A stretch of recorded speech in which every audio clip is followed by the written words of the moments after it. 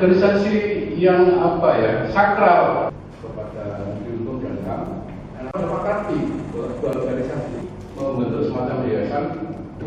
Saya rasa cuma itu aja. Di antaranya web organisasi bertahan beberapa bulan.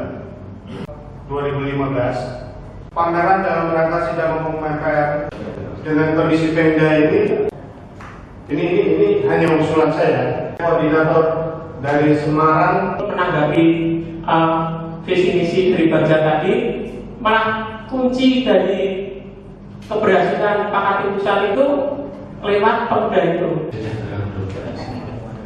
Yang kami hormati, bisa mendirikan pusat edukasi seperti sekolah kartun. Itu yang kita harapkan. Jadi terjadi regenerasi dari hal itu.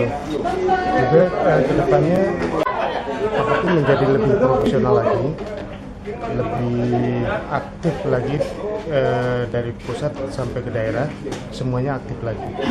Ya ada bunyi-bunyinya gitu. Saya berharap bahwa ketua baru nanti meneruskan hal-hal yang sudah baik selama ini menjadi jauh lebih baik lagi. Yang belum sempat diagendakan, yang belum sempat dilakukan ke depan. Kartunis Indonesia itu mesti lebih mendunia, lebih sejahtera, lebih lucu lah, seperti itu kira-kira.